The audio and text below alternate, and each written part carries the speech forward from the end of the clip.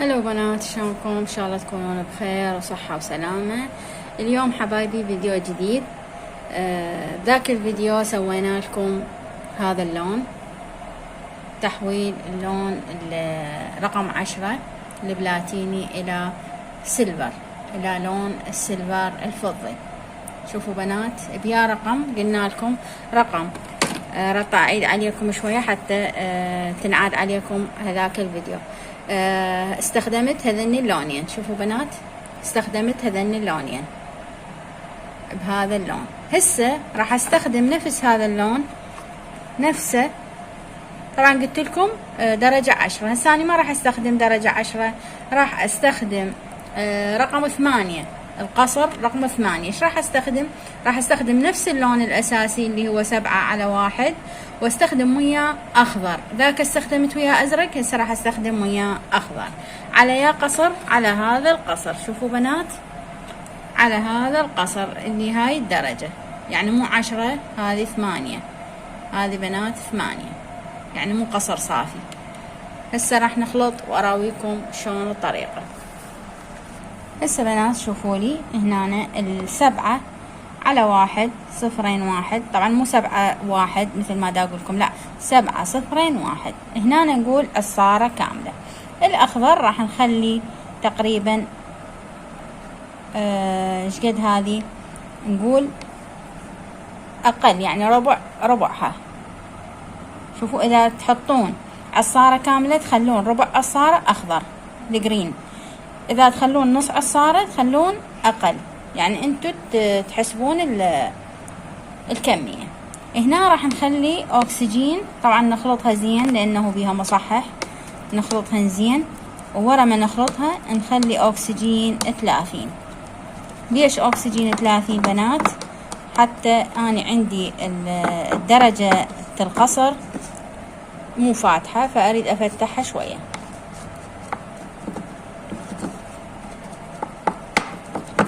هسه راح اخلط الخلطة زين واحط الاكسجين ونشوف النتيجة. هسه بنات كملت عندي الخلطة وخلطتها زين وخليت الاكسجين. راح نبدي ناخذ خصلة واحدة، ناخذ خصلة واحدة طبعا من هذا الاصفر.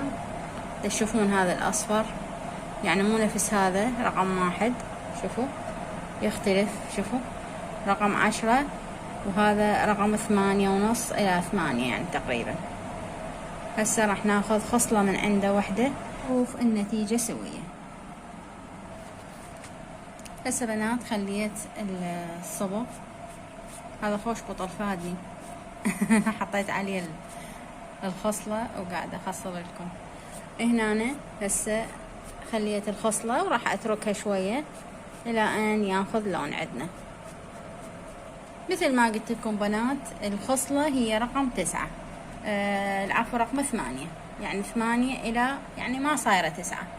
شوفوها بنات شوية هي مخلطة، يعني صايرة 9 و8.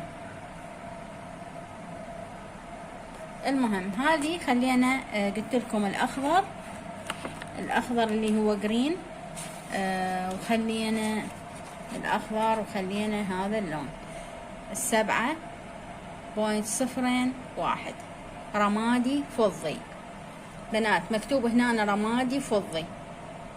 هسه راح نبدي نشوف النتيجة. راح تبدي تتحول الخصلة عندنا، شوفوها بدأت تتحول عندنا الخصلة، شلون لونها حلو صار. انتو بنات تتحكمون،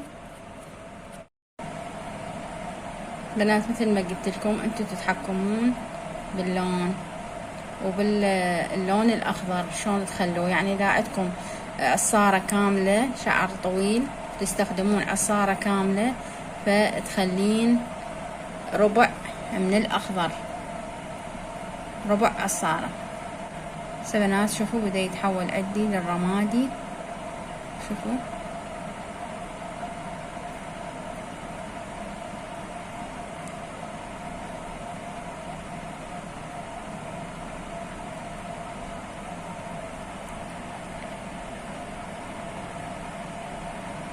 هسه راح نتركه بعد شوية إلى أن ياخذ، وبعدين أغسل لكم الخصلة وأراويكم النتيجة.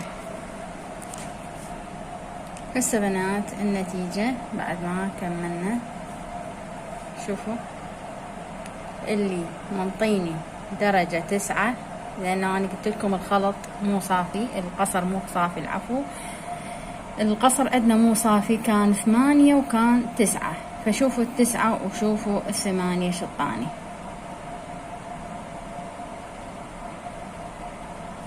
شوفوا بنات، بما أنه قلت لكم القصر مو صافي، شوفوا شلون انطاني لون مخلط. أنا ردت أراويكم كل الألوان ايش تطلع، كل لون بالقصر ايش راح ينطيني.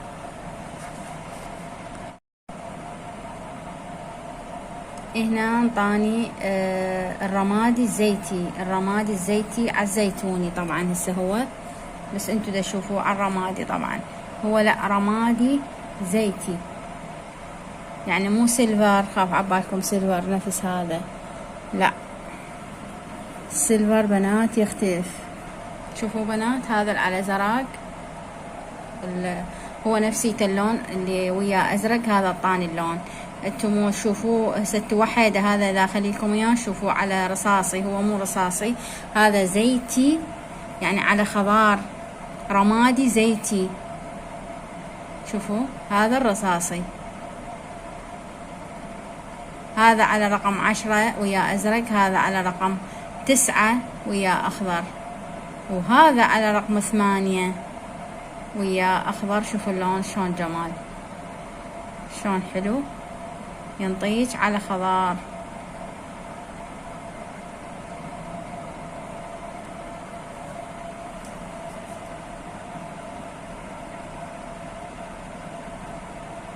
هسه عرفتوا بنات شلون يعطينا الالوان. شوفوا هسه الخصلة ما يابسة كلش، شوف شلون مطينا على خضار زيتوني، رمادي على زيتوني، هذا رقم 8، هذا رقم 8 بنات. شوفوا هذا رقم 9 اللي هو صافي، يعطيني الزيتي.